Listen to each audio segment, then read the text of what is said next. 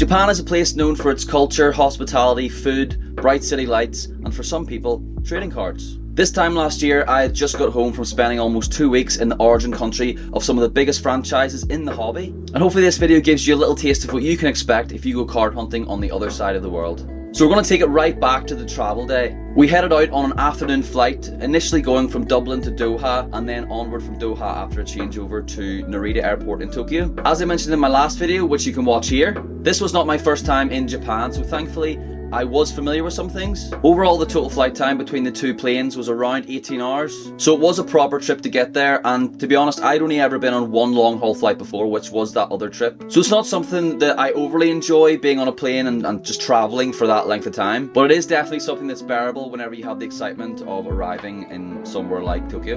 We arrived fairly late, so we pretty much just had to get on the train and head to our hotel. Now, one thing I would recommend is if you are going to Japan, make sure you get a JR pass. JR standing for Japan Rail. This gives you a lot of access to the trains while you're there in Japan. Now, we were staying in a place called Komagome, which is actually quite central in terms of Tokyo. But interestingly enough, when we arrived, it was actually one of the quieter areas. So it is somewhere I would recommend if you want to be close to everything, but still have a quiet area to kind of relax whenever you get away from the city. So after a good rest, post all the traveling, we began our card hunt the next day. And if you know anything about Japan, you can imagine we were spoiled for choice. If you haven't been before and you step into the main areas of Tokyo, Kyoto and Osaka, the streets are literally lined with TCG card shops. Like, they have everything from Pokemon, Yu-Gi-Oh, One Piece, Duel Masters, if you remember that one. And when you head inside, all the cards are displayed and presented so efficiently in showcases along the walls and clearly marked with pricing and a lot of the time condition as well. These stickers are usually graded A+ and below, so you get a real understanding of the condition of the cards that you're actually buying,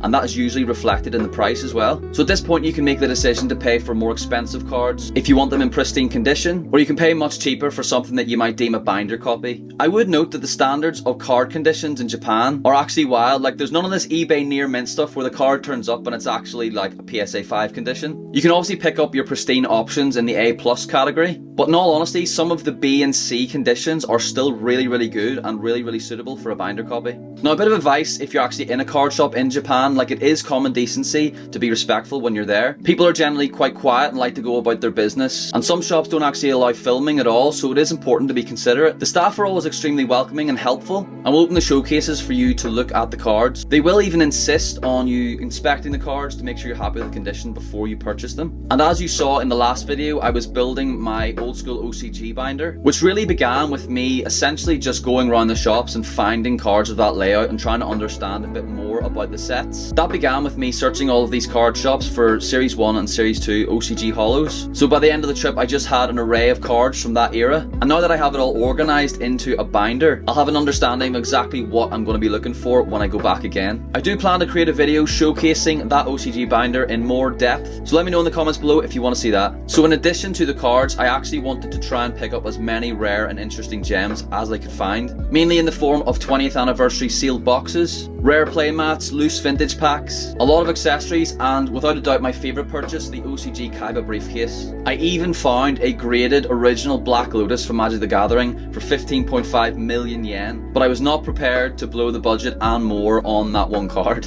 And if it sounds like I picked up a lot while I was there, you're right, and you're probably wondering how I got all this back. There was some shenanigans in the airport where I did have a maximum weight in my suitcase, and I was essentially throwing out items just to meet the weight requirements of the airline. But we started with the Kaiba briefcase and pretty much tried to pack everything in and around it, and somehow we made it work and got it home. So as you can imagine, exploring for cards continued throughout the trip. And to be fair, it actually gave us almost a direction for where to travel and where to go in the country. I would say a lot of places on the outskirts we would have never seen had we not found a card shop. One thing that really blew me away was every time we arrived at a new card shop, there were so many art pieces, memorabilia, and themed signage used to decorate the shop. It properly made you feel like you're in Grandpa Motor's card shop. Now, we did visit card shops all over the country, and I couldn't recommend every single one to you, but what you'll hear a lot of collectors discuss when they go to Japan is a place called Akihabara. If you are going to Japan, it is probably the first place you should start, as it is essentially the central hub of Tokyo when it comes to card shops. From our perspective, we went there initially, understood the pricing landscape and what was available. We also found that pricing varied massively between the tourist areas and the hidden gem stores on the outskirts. Now, being a sports collector as well, I actually wanted to understand if this was as big a thing in Japan as it is in the US or in the UK. TCG was always going to be more prominent, as you would expect, but I did find a chain of sports card shops called Mint, which were laid out similarly to the TCG stores, so you could browse the slabs and singles in the showcases, and they had a good variety of sports, so you could look at football, you could look at NFL,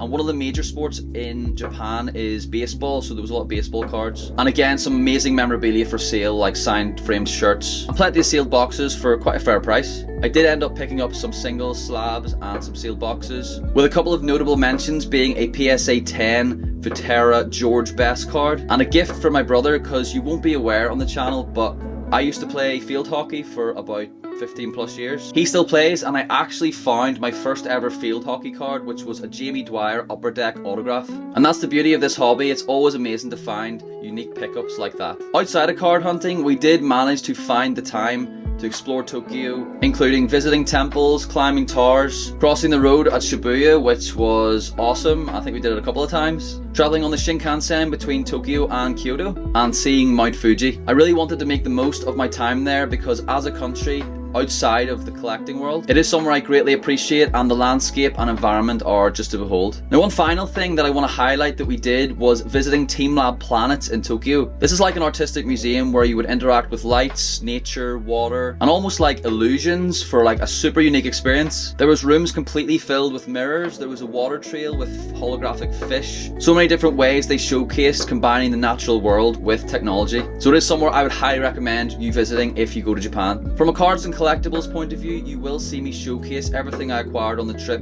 throughout videos on the channel. So make sure you hit that like button and subscribe to stay tuned for future content. I hope this video has been helpful if you are considering going to Japan. It is a country I would highly recommend you visiting, especially if you do have a passion for collecting. This video was a way for me to recap my trip with some clips that I had from the journey, but I do plan to go again, so if I do and when I do, I'll be sure to document the journey in more detail. But for now, I'll see you in the next one very soon. Thanks for looking.